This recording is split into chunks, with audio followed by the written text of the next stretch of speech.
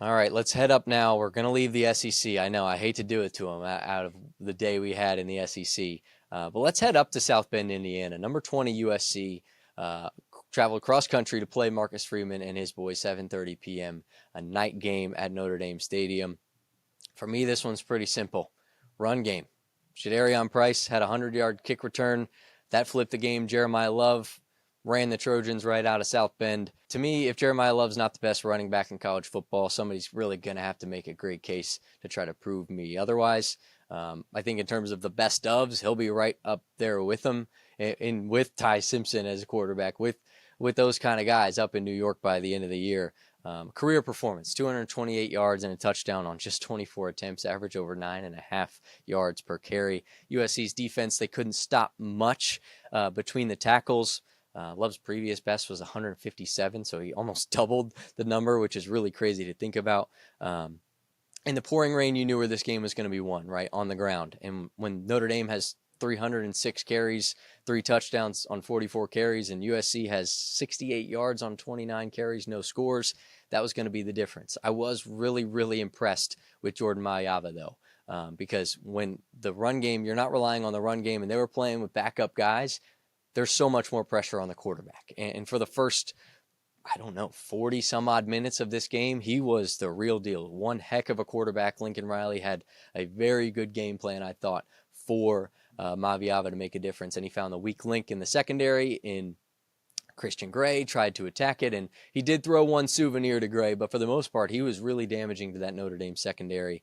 And in the fourth quarter, it was mistakes. It was that interception.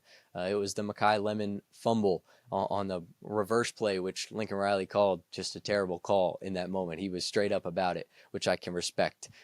But Notre Dame's running offense, just too much, I think, for this USC Trojan defense. Yeah, I say all the time, if you can win the running back, what do I say, Vince? I say that the 3 keys to winning a football game: winning in the trenches, winning the running game, and I'm forgetting one. Turnover battle. Turnover battle. Thank you, Vince. Thank you. Boom! Boom! How did I forget my That is favorite quote teamwork of the right day? there, baby. How did I forget my favorite quote? Yeah, they won the running battle. They won the turnover battle. USC had 3. Yeah, but I was going to say this game was kind of simple. Jeremiyah Love won this game. Jeremiyah Love won this game. I don't think the conversation needs to be very long. That dude's got it. Okay, like he's got that it factor, and he's the best running back in college football right now. I think that's a non-debate. But I wanted to say shout out to USC though. They really went out there and competed it in the rain for that past West Coast RPO heavy offense. They went out there and they competed. And Lincoln Riley and his coach, nothing to hang their head down. They still got a chance. They have 2 losses in the Big Ten now, which is obviously not what you want to have, but they can still make some noise. From the Notre Dame side, 2 quick things to note. CJ Carr, I kind of thought had his first stinker of a game, but you expect that. He's a freshman. Still managed to win in probably the biggest game still left on Notre Dame's schedule. So despite Notre Dame not having a great day under center from CJ Carr, you still managed to win. Also, the defense, I know publicly I feel like it's perceived as not great. I saw a stat that really surprised me. They have 15 takeaways in just their last 6 games. I think that proves more about maybe Chris Ash than what people are giving him credit for. Sure, there was holes in the defense against USC that Mailata, fired right through, but the numbers are there, and this Notre Dame defense seems to be improving little by little, week by week.